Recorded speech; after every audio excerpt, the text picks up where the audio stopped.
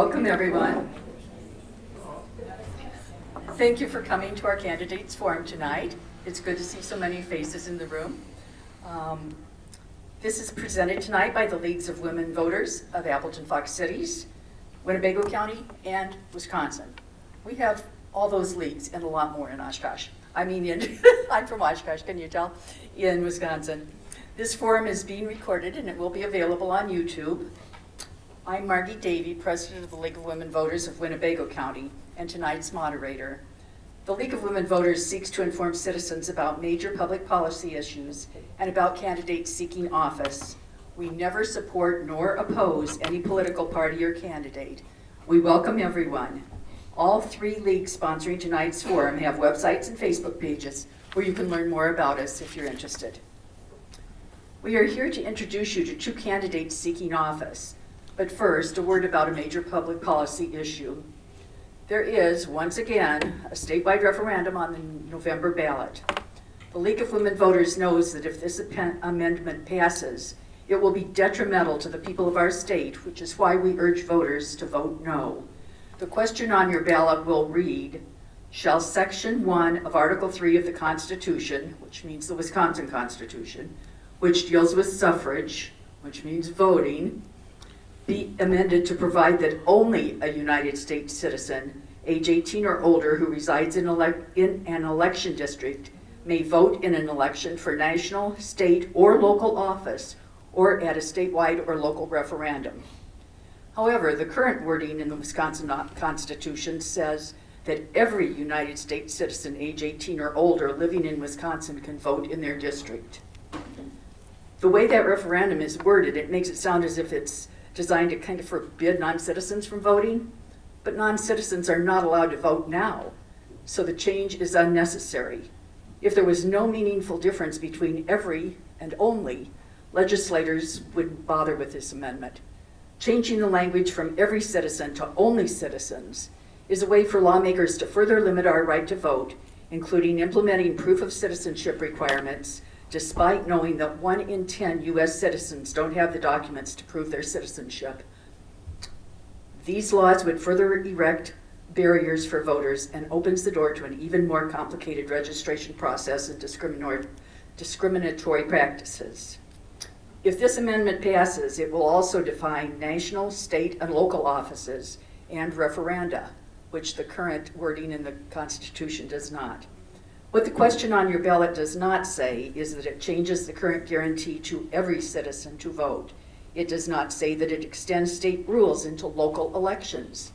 It does not explain that state law currently limits voting to citizens for state and federal elections. This is the 5th confusing amendment on the ballot this year. You may have noticed we had 2 last time and 1 before and 2, yeah. Vote no to show legislators we've had enough of these wide-sweeping, harmful amendments. Our legislators need to do their job, work with the governor to pass policies. This is why the League of Women Voters urges you to vote no on the referendum question. You can learn more at LWV, for Wisconsin.org, including information on how Wisconsin keeps our elections safe and secure. Okay, end of commercial. Tonight, 2 candidates are competing for the office of Assembly District 53 in the November 5th election. They are Dean Kaufert, the Republican ticket, and Duane Shukoski on the Democratic tickets. Joining me on the panel is Karen Schneider, publisher of the D-Neenah News, the Oshkosh Herald, and the Winneconne News. As of Tuesday. Public questions were solicited in advance. Many of you already submitted a question. If you think of something else, just wave your card in the air and a legal member will come and fetch it from you.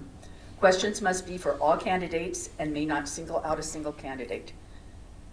Questions may be edited for brevity and clarity, and while we hope to cover as many as we can, we may not have enough time for all. So candidates, please keep your answers concise so that we may cover as many issues as possible. Our timekeeper will give you cues. Please heed the stop sign so I don't have to cut you off. And I will. Concise answers will allow time for more questions. This is not a debate. You will each be given the same amount of time for each question. And with that, we will begin our opening statements. You now have 2 minutes to summarize your background, qualifications, and your motivation for seeking election as Winnebago County, as Assembly District 53. I picked up the wrong notes. Oh. Why should voters choose you over your opponent? So going alphabetically, we'll begin with you, Dean, for your opening statement. Okay. Thank you. Well, welcome, and thanks for doing this. My name is Dean Kaufert. I'm running for the State Assembly, 53rd Assembly District. A lot of people know me in this area because public service has been a part of my life for about 37 years. I'm running because I love Neenah. I love Menasha, town of Neenah, and the Fox cities in general. I've started out as a city councilman, went to the state legislature, had the great honor to serve as the mayor of this community for 8 years, and would like to go back to Madison and help straighten things out and help hopefully turn the tide a little bit. I'm a common sense leader, proven leader, and I have effective representation. I've been a small business owner of 3 small businesses. I've been an employer. I hire people and pay wages. I'm not an extremist on any issue, and I want to make a difference. And so the opportunity came about, and with my knowledge of Madison, now I know it's changed a lot since I've been there, but we got to get back to where we were, because this isn't working. There's the partisan divide down there, and I'm a proven person that was well respected on both sides of the aisle, Republicans, Democrats. Things were different back then, but it's not working, and I want to go back and see if we can change things a little bit and make things a little bit better. So I'm an American, I'm a father, I'm a family guy, and then I'm a Republican. So I welcome this opportunity.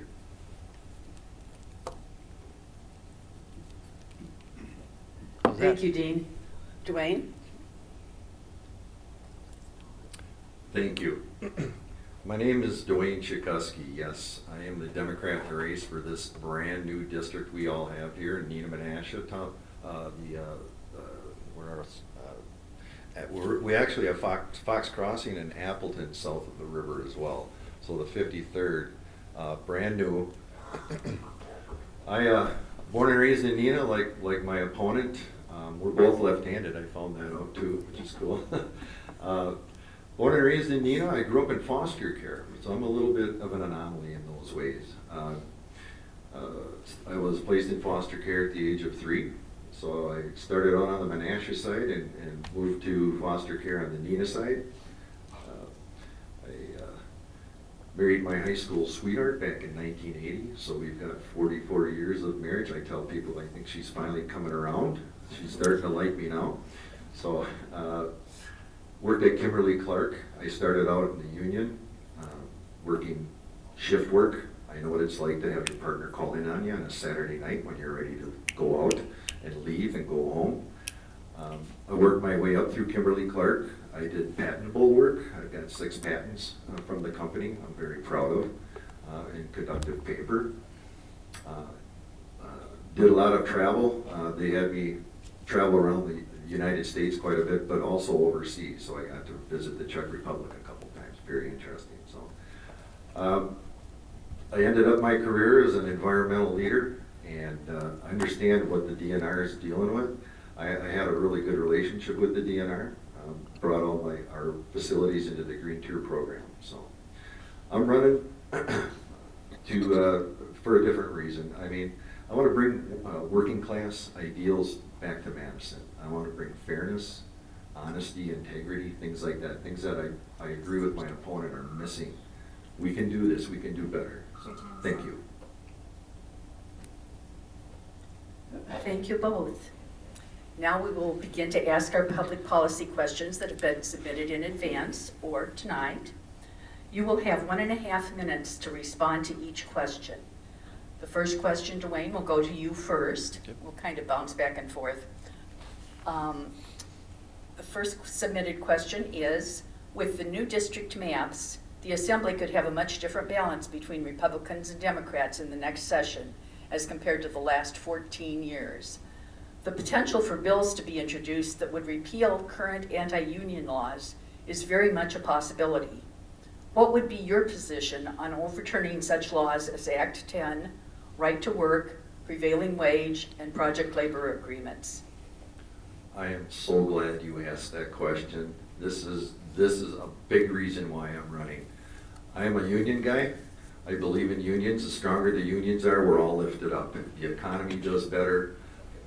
Wages are better. So yes, that would be one of the hopefully the first things we would get done would be to repeal Act 10. It went deeper than just teachers' unions. It went much deeper. I've learned about this in these last couple of months, so 60 seconds, okay. Yeah, Act 10, prevailing wage, we need to bring that back. Right to work, we need to get rid of, because what does that do? That hurts our unions, once again. I think most of us here grew up in union homes back in the 60s and 70s. Anyway, I know I did, and our neighborhood was quite, we had a lot of union homes in my neighborhood anyway, so times have changed. We can do better. I raised a family on my union wages back in the 80s. You can't do that today.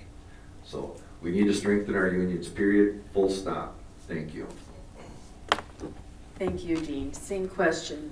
Thank you, Duane. Same question, Dean. Do you need me to repeat it? No, thanks. Okay. All right, well, I was there for Act 10. It was no fun, having 400,000 people camping in the building. It was tough times. At the end of the day, I was one of four Republicans who voted against Act 10.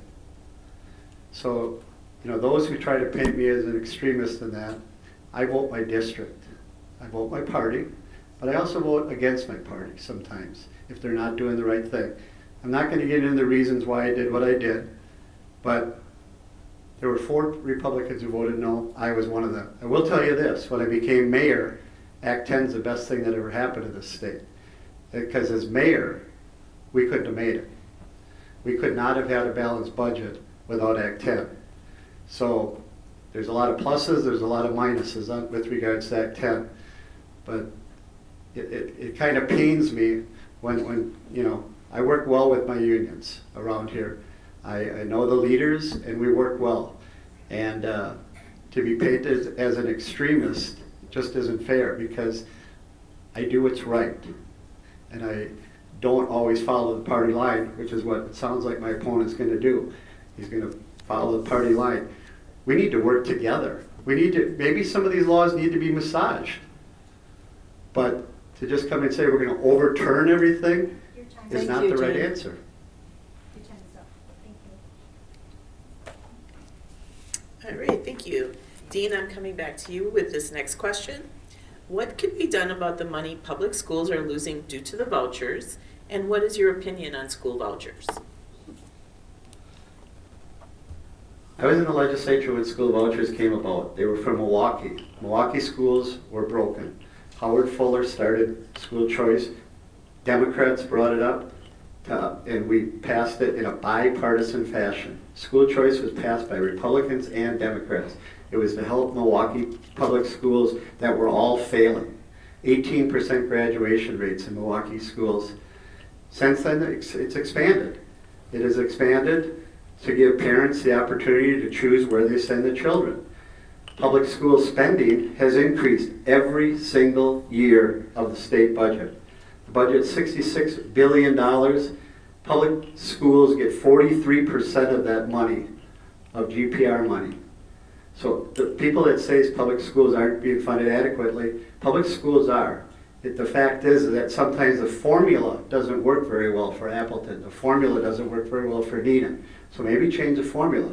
But school choice, we'll continue school choice.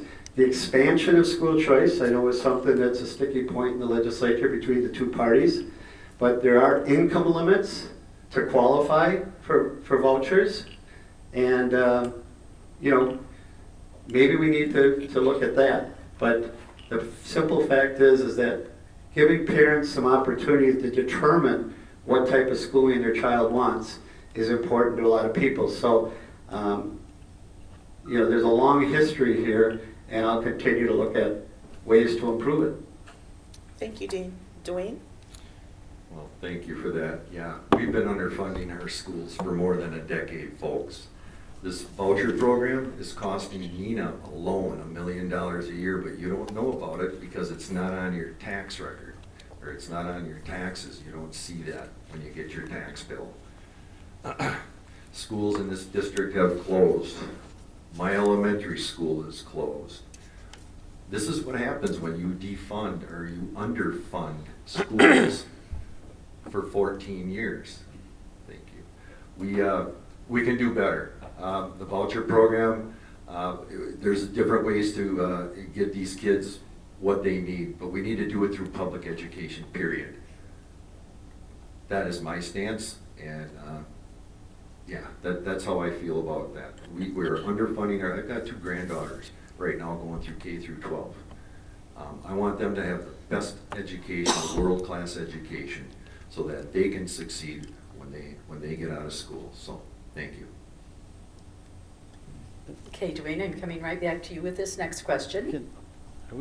You don't have any time allotted to? No, we do not. Okay. Okay, Duane, the next question is, what is your plan to address the child care crisis? And how would you want in-home child care to have, to be more regulated? We all know that child care is a huge issue, not only here in Wisconsin, but across the country. We do have the crisis here in this state as well. Excuse me. So the governor at one point proposed funding for child care counts. It's a program that was defunded last year. It helped during the pandemic to help with child care costs. A lot of times, you have 2 jobs. That second job, if you have children, it's used up. It's used up for child care. It's way too expensive.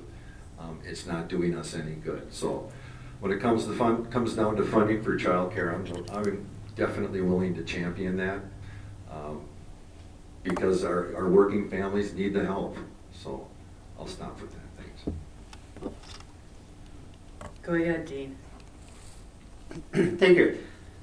Well, there's no doubt childcare, the cost of childcare needs to be addressed by someone or something. I've talked to a lot of parents. I have relation who, they send their kids to daycare, and they also tell me what the bill is each and every week.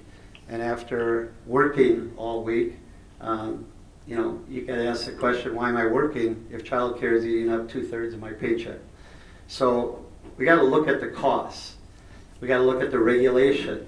What type of regulations are there? How many kids are they able to have safely? We got to make sure we ensure the safety of the children. The Democrats, as I understand it, brought up child care counts. The expansion of Medicaid would have given more money to child care. The problem is the money that's going to come from the federal government is one-time money. And if there is anything that Mike Ellis taught me, anything I learned in the legislature, you can only spend one-time money one time. And so when you put one-time money into a program like child care, the next year you got to fund that gap with GPR, with general purpose revenue, tax dollar revenue. And thus, you got to be careful, because otherwise you run into structural deficits where you have more expenses than you do money coming in, revenue. And so it's easy to say, well, just throw more money at child care. I'm going to support an increase in the child care tax credits Thank you. that are on people's taxes. Thank you, and Dean. that should Thank help. you. Okay, and I'm coming back to you, Dean, as well.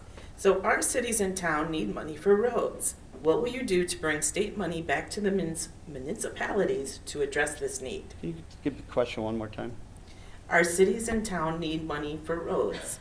What will you do to bring state money back to the municipalities to address this need? I was one of those municipalities. I was one of the mayors making phone calls, writing letters saying, you know what? Our roads are falling apart. Infrastructure needs are vastly, overcoming our ability to pay. So we need more funds for roads. The legislature finally, last year, increased roads. You can increase the gas tax. You can put toll roads in. Right now, electric vehicles aren't paying their fair share. They're using the roads, and they don't pay a gas tax. Gas tax is what goes to fund the roads. A few years ago, the legislature stopped indexing of the gas tax. I was one of those folks who said, you got to keep indexing the gas tax. The gas tax would rise like 0.5, half a cent, or 3.3, third of a cent. And that would try to keep up with the funding of roads. So we're going to have to, bite the bullet. We're going to have to spend more money on local municipalities' road projects because Duane and I probably, worn out a couple pairs of shoes. We've walked on a lot of roads in these communities, and we understand that there's a problem.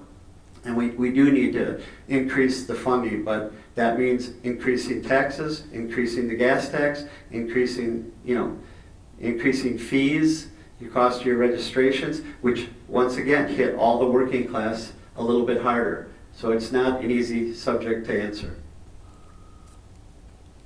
Thank you, Dean. Duane? Yes. So what can we do? I've spoken with the three mayors in our district, so Neenah, Menasha, and Appleton, and they're all concerned about what they call bad policy. So shared revenue is one of the things we could do to help our mayors here so that they can fix our roads. I agree with Dean. I mean, these roads are in pretty rough shape. My back still hurts from riding my moped up and down Commercial Street. So I asked the mayor, Neenah, hey, when are we gonna fix Commercial Street? It's on the budget for next year, folks, so I took care of that. get ready for that. 2025, we'll be fixing Commercial Street. The other thing, tax levies. I mean, you're in a way you're telling city government how much you can spend when they could do better.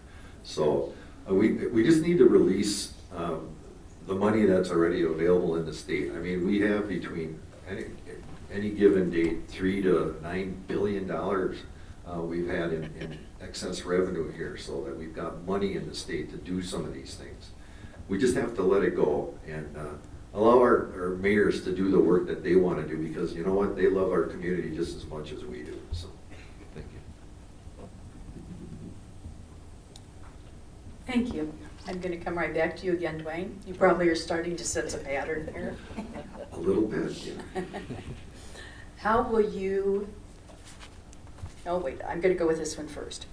Do you support or oppose women in Wisconsin having access to abortion care? That is an excellent question. You know, it's none of my business. It's none of the government's business for what women do in situations like that.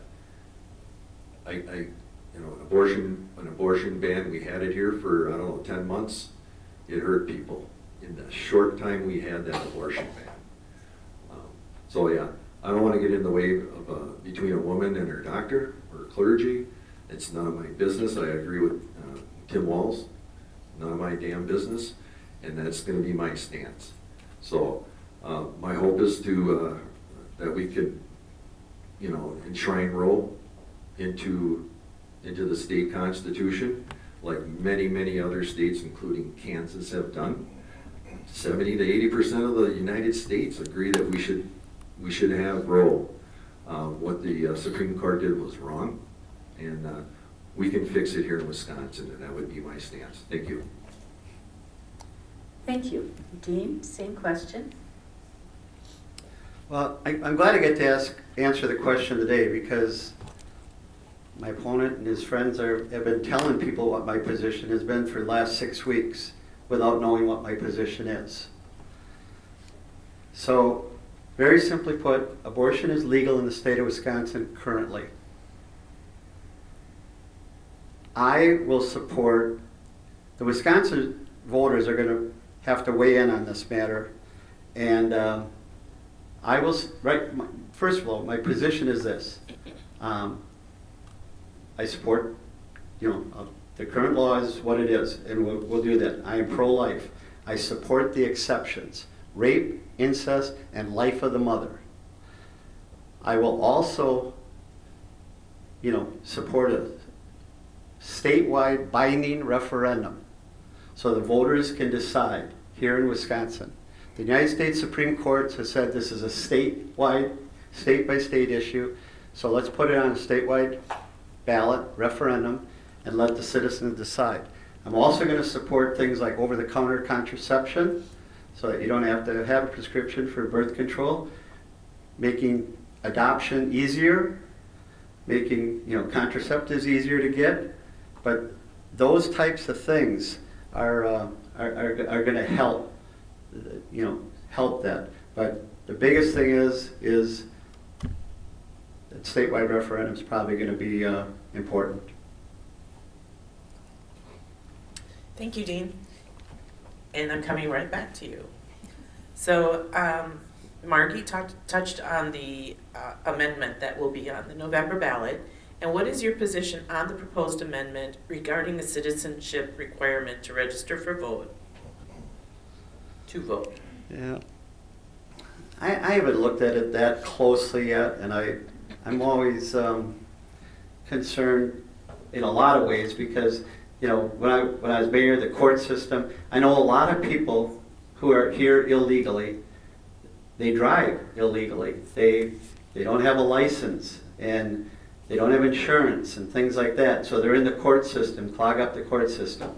I fully support immigrants coming to this country, coming to this state, but you got to do it legally. And it's pretty simple that way. The border thing is more of a federal problem than it is a state issue. But the fact that those folks are coming here, that creates some problems and issues for the state of Wisconsin.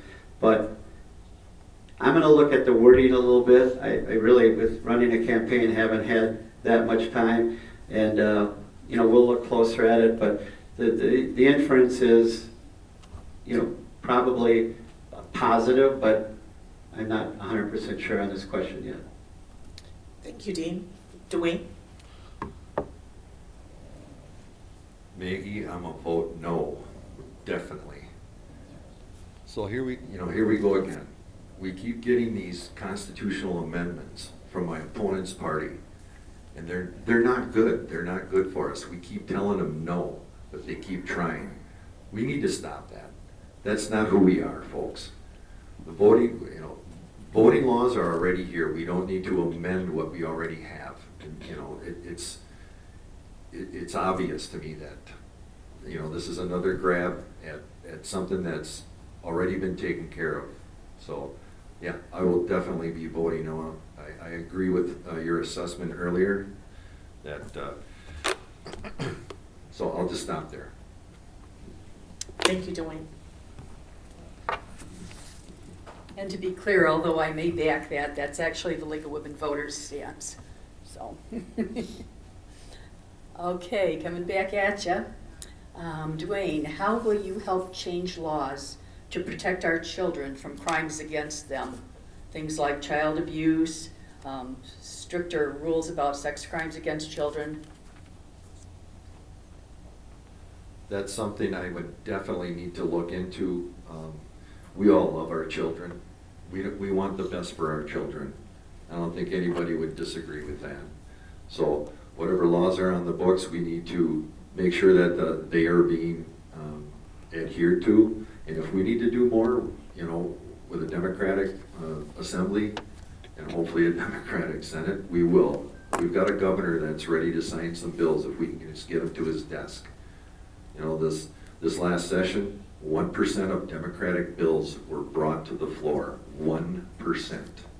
So the voices of the Democrats have been kind of snuffed out. It's time for a change. Thank you. Dean. Thank you. I've been in the minority, I've been in the majority.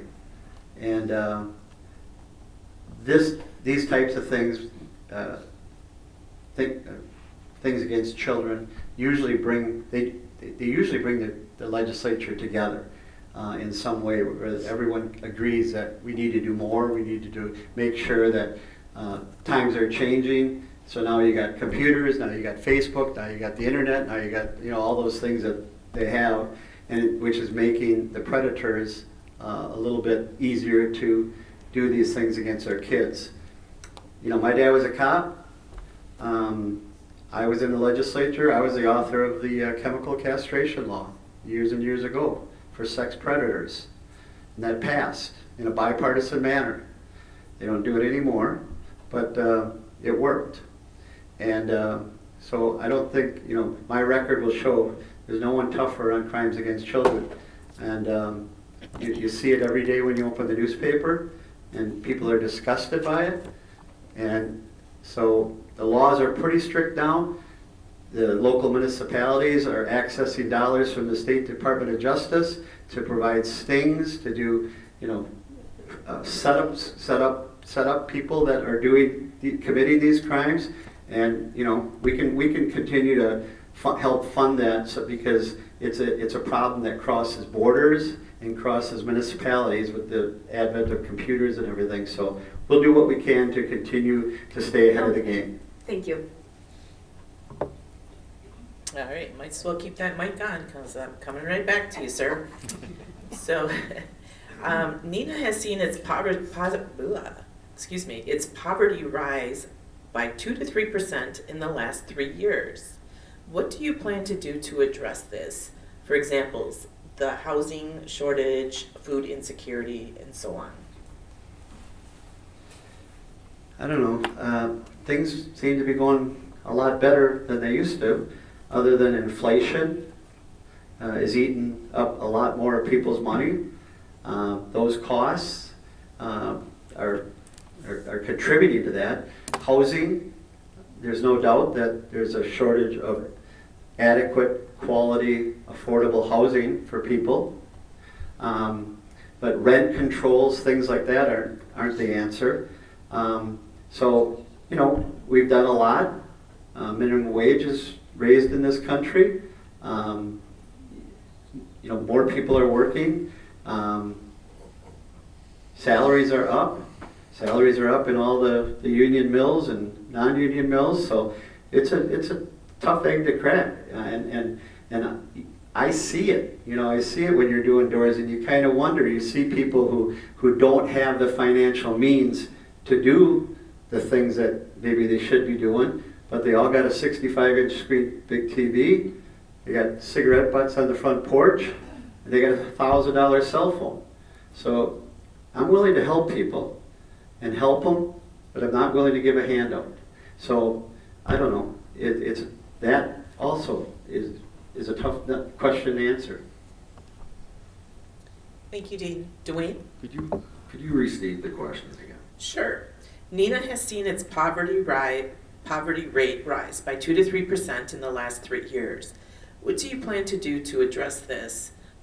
For example, the housing shortage, food insecurity, and so forth. Excellent question. I spoke to the Neenah Mayor, Jane Lang, about this. Shattuck Middle School is sitting empty right now. There's a great opportunity for some housing. It's a large complex. I think a lot of us probably went there. We know how big Shattuck is, right?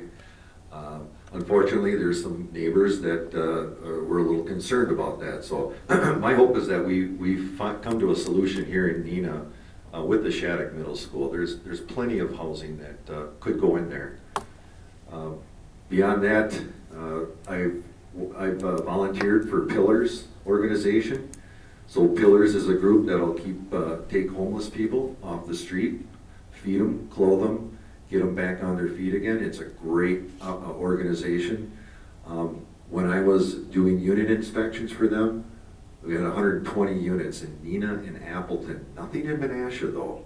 So there's a great program that we could align ourselves with in the state to help with the issue of poverty here in Neenah, Menasha, and Appleton. So thanks. Thank you. I'm next. Okay, Duane, this is coming to you. You got it.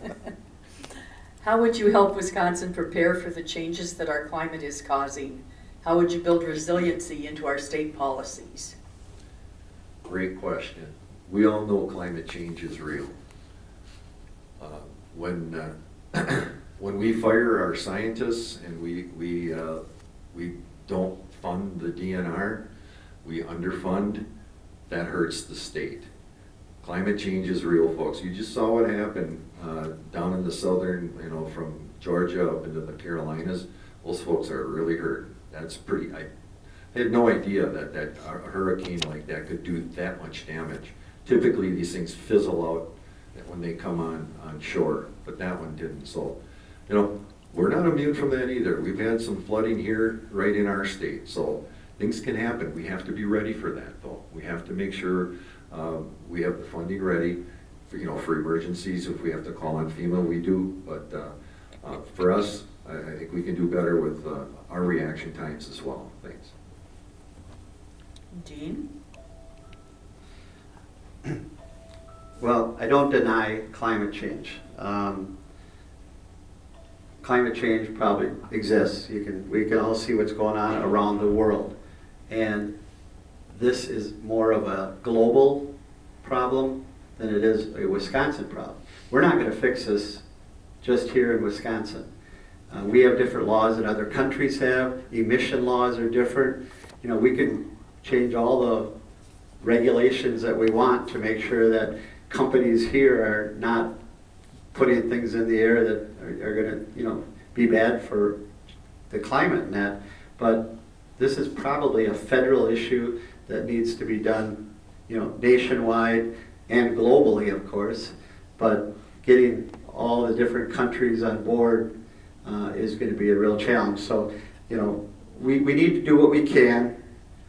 Air pollution, I understand we're using a lot of fossil fuel. We've instituted a lot of changes with regards to solar and that over the years here in the state of Wisconsin. All I got to do is drive down by Beaver Dam and that and see all the windmills and tunnels and things like that. But that's probably not the entire answer to the question. And I just read on, and I'm not advocating this, but a nuclear plant came back on board in Pennsylvania. Nuclear plants are an answer, but they're very controversial. So we'll see what happens. Thank you. You can leave your mic on because I have a follow-up question on that for both of you, but I'll start with Dean since he has his mic on. Specifically, can you give us an idea of what kind of a policy you might use to create resiliency for Wisconsin? Create what? Resiliency in the face of climate change? That goes a step beyond sustainability, which is kind of too late. Now we need to figure out what we would do how we would prepare Wisconsin for a major tornado or a hurricane or a flood in ways that we haven't had to prepare before. Okay. Well, we have a lot of systems in place. I was part of our D-Neenah, the Winnebago County Emergency Management System. All the fire departments throughout the state have tactical units, are part of a statewide program. So if there's ever an emergency that requires all hands on decks and it needs a state assistance, the governor has the power to immediately declare a disaster area, and that triggers a lot of resources. So I think the state is in a good position to always, if and when one of those incidents take place, that they can adequately supply the manpower. And we've seen it over the years with tornadoes and things like that. But the preparedness, I know the state, some of the tax dollars we collect for fire dues go back to local municipalities, fire departments, to prepare for such emergencies. Right? For me, the way I think of this is, it's like the boiled frog syndrome. I mean, this stuff's happening to us, and we're not doing enough about it. So, I don't know if you know this, but we're the worst at this point when it comes to coal-fired electrical plants. We're the worst in the upper Midwest. I freaked out when I heard that. I never would have thought that was us. So we've got some coal-fired plants right now that need to be shuttered. We need to retool. We need to make sure that the folks that are working with fossil fuel, that industry, that they're retrained, you know, for the next generation.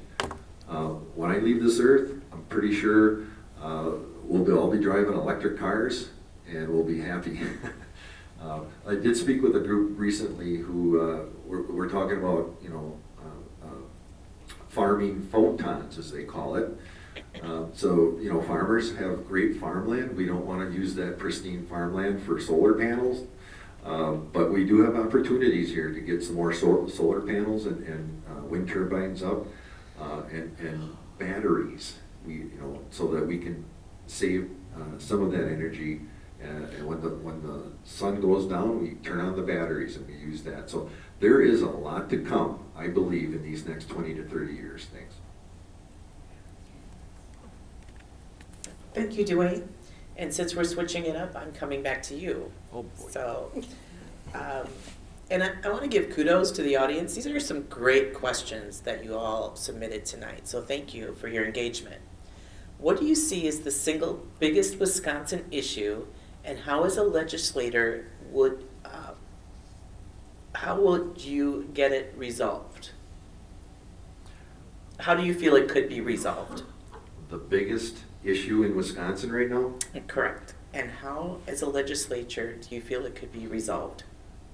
Okay, so the biggest issue is we're having issues with how we handle the money in the state.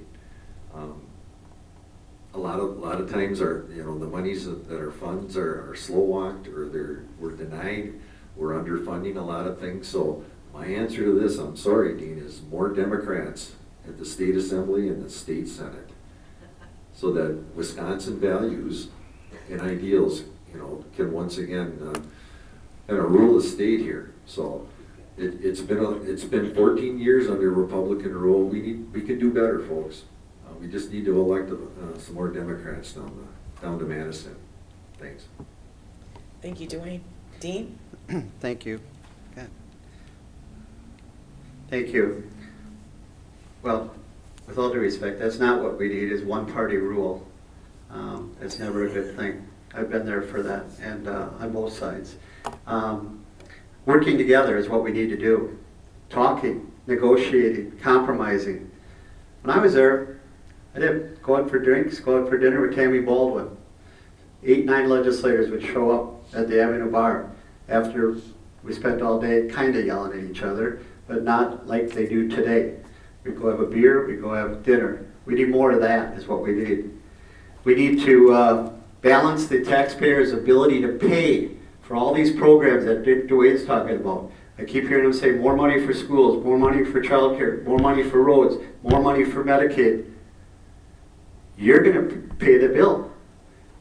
I've been on the Joint Finance Committee. It's no fun saying no to everyone who comes to the Joint Finance meeting. They come for one reason. They ask for more money. And we have to say no. Taxpayers' ability to pay, you know, is what it is. I was there when the rainy day fund was $3.73.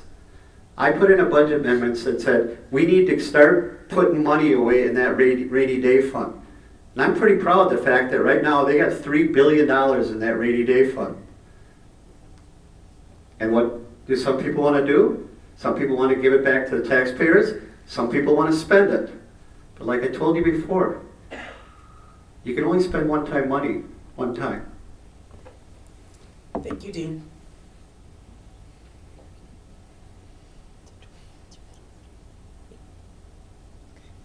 She's confused because we switched. Yeah, I am. This is why I have Karen here too. Okay, this is going to go to Dean first. Correct. See, she keeps me on track. I'll take it. Okay, Dean, how's your mic doing? Are y'all set? What is your position on factory farms? On what? Factory farms. Factory CAFOs. farms? Boy. I don't think there's any factory farms in our district, but That doesn't mean there might not be.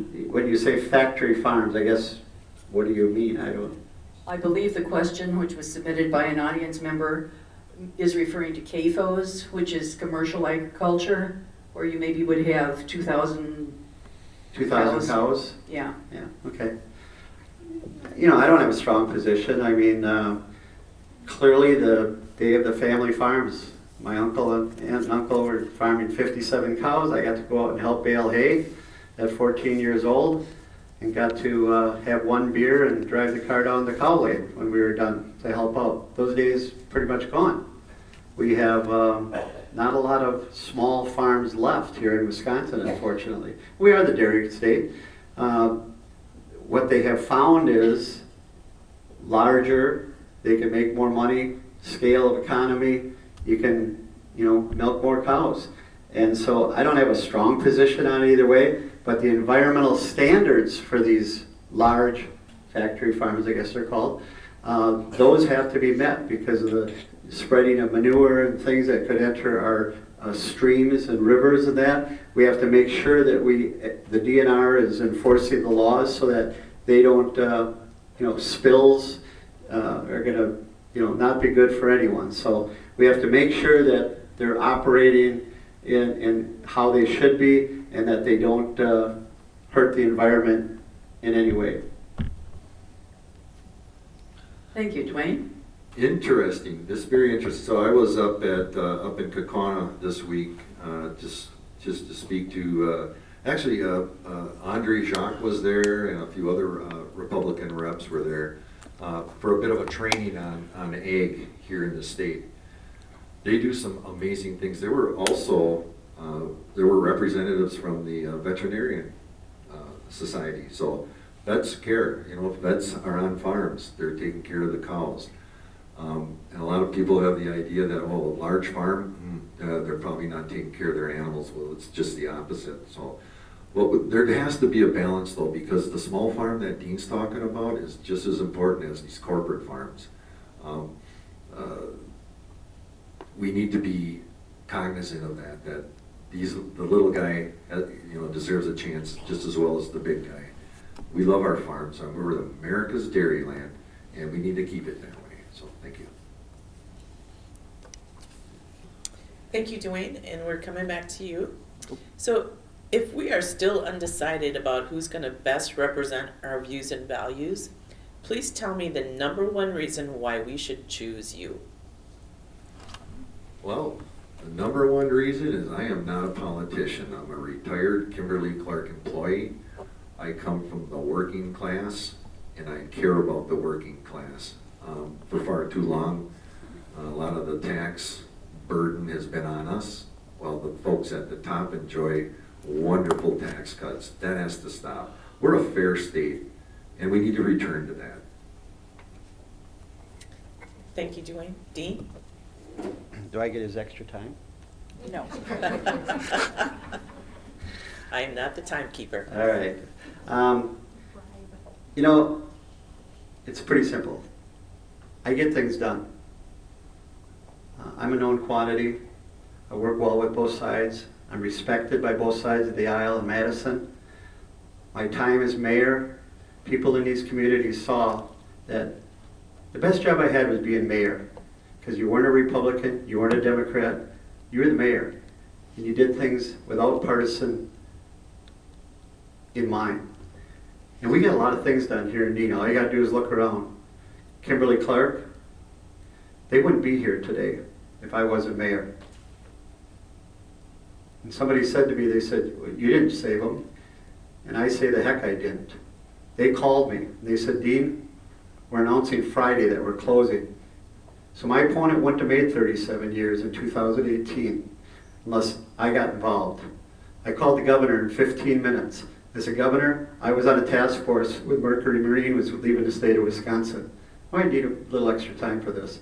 But Theda Clark wouldn't be here right now. Theda Clark announced that they were leaving. I got involved. I got the citizens involved. We did an effort to keep them here, same as I did in Kimberly-Clark. We had 32 representatives elected officials. We had over 30 media there. We put the pressure on Kimberly-Clark. We found a way between Governor Walker, myself, to keep Kimberly-Clark here. 408 union jobs. Thank you. And that building's Thank here you very today. much, Dean. Thank you. That's ridiculous. Duane.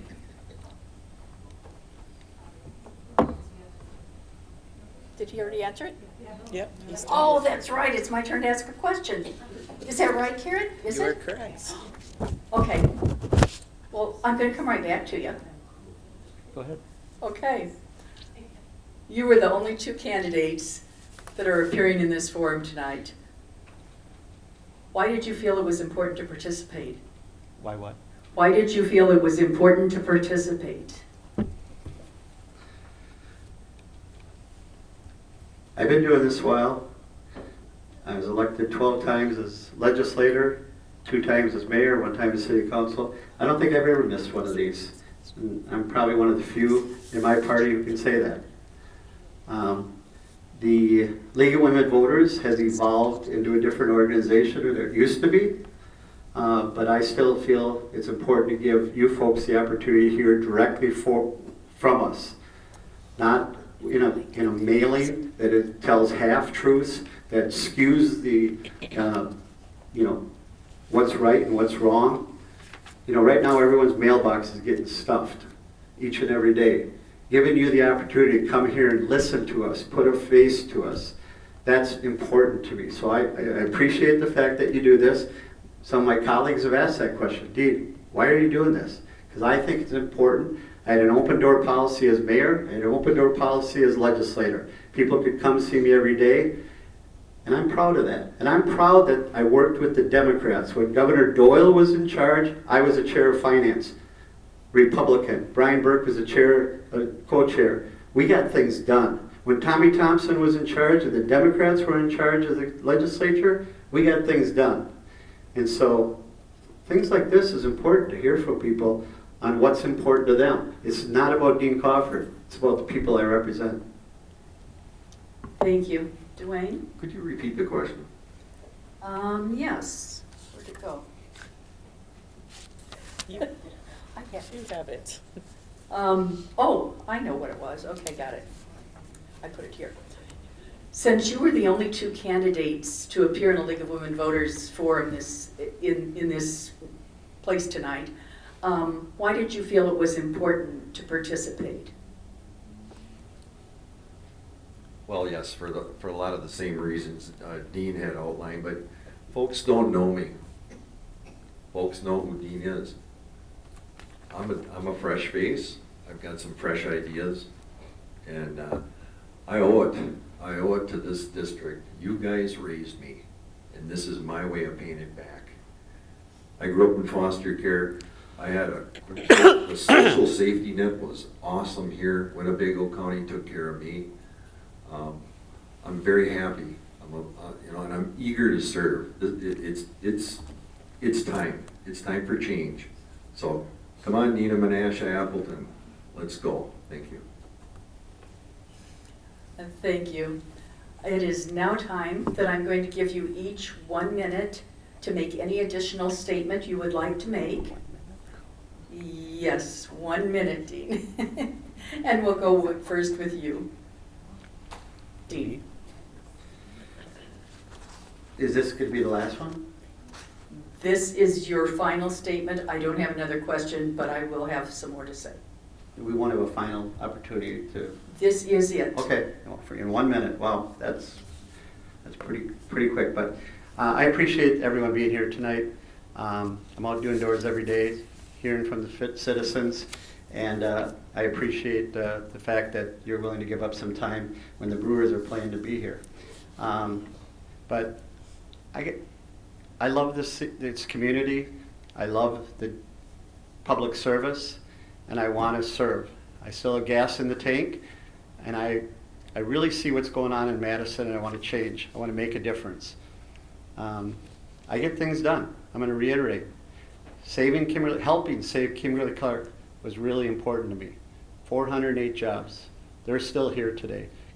That hospital over there, they were gone. The board of directors have made a decision. Chris Hayes and I We talked Dr. Andrabi out of it. And I told them the best place for that hospital is right where it is, and they're still here. I get things done in a bipartisan way many times. I have a lot of friends on both sides of the aisle, and I'm looking forward to serving another term in the legislature. Thank you. Duane? Well, I have to repeat, thank you guys all for showing up. It's a beautiful night in Wisconsin. A lot of other things are going on. You could have been doing a lot of, but you must care about this district as much as I do. So, I'm born and raised here. I want to give back to the community. I'm sorry to sound like a broken record, but that is really it for me. I really appreciate all you've done to help me and my family. I want to give it back. I want to make the 53rd the best damn place to live in Wisconsin. So we have an opportunity to do that. So thank you all for showing up. I'm excited about an opportunity to serve you all. I just need your vote. Thank you. Thank you both. This concludes the forum for Assembly District number 53. On Tuesday, November 5th, you may vote for one of these candidates. The polls are open from 7 a.m. to 8 p.m. Everyone must show a photo ID with your picture on it. You may register when you go to vote on Election Day if you haven't already. Be sure to take a proof of residence with you. Early in-person absentee voting allows voters who cannot reach their polling place on Election Day to vote beforehand, whether it's a ballot that's mailed to you or whether you go to your clerk's office. Check with your city or town clerk for early voting availability, both for location and times.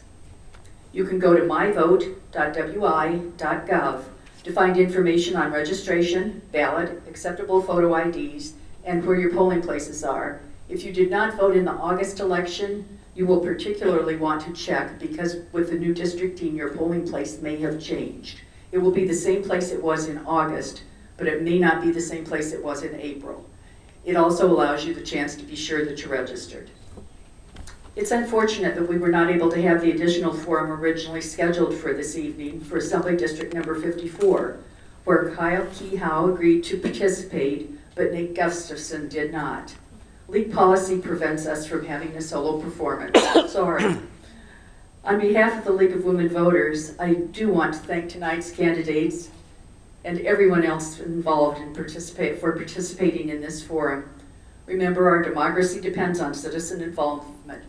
Please vote on November 5th or before. Thank you.